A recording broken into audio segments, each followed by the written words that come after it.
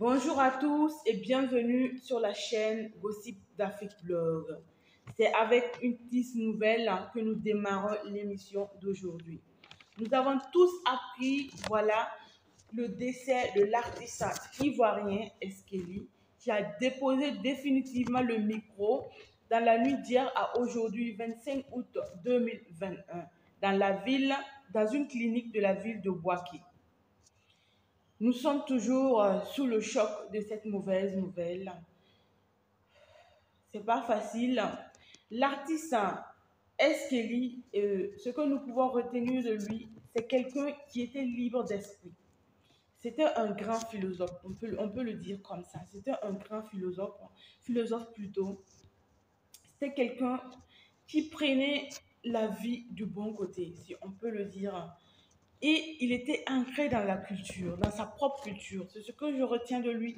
C'était un grand homme culturel parce qu'il aimait sa culture, il l'affichait sur les réseaux sociaux. Il n'hésitait pas à afficher sa culture, son mode de vie, comment il vit et tout simplement. Voilà. L'artiste laisse derrière lui une épouse, voilà, une épouse Monica Genders-Doffer, excusez-moi si je ne prononce pas bien, voilà, il laisse derrière lui son épouse.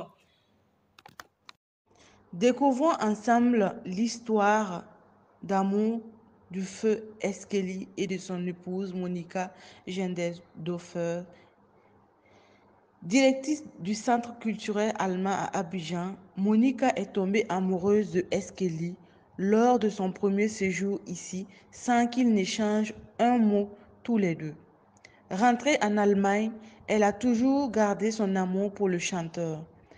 La dame, à chaque fois qu'elle croisait un Ivoirien en Allemagne, demandait à l'Ivoirien de tout faire pour la mettre en contact avec Eskeli, mais les Ivoiriens torpillaient ce dernier en disant « Tu vas faire quoi avec lui? Celui-là, c'est un fou. » La jeune femme ne baisse pas les bras et poursuit sa quête jusqu'au jour où elle croise Gadoukou, la star, et lui avoue son amour pour Eskeli. Quand Gadoukou revient sur Abidjan, il ne manque pas de faire la commission de Monica à Eskeli. Monica Genders-Doffer parvient enfin à retrouver son grand amour, Eskeli Targué, et ainsi débute leur idylle.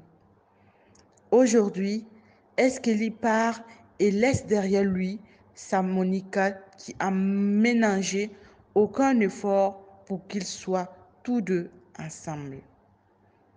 Mais nous restons convaincus que ce magnifique amour qu'ils ont partagé tous deux sur cette terre en valait la peine. Et le bonheur de sa présence à ses côtés est plus fort que toute la peine que peut créer son absence aujourd'hui.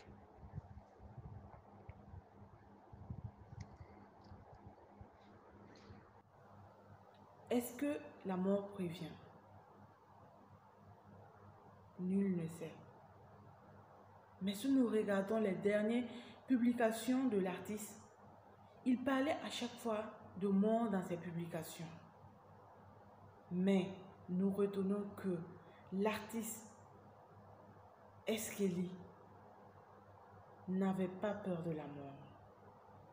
Écoutez ce qu'il avait écrit.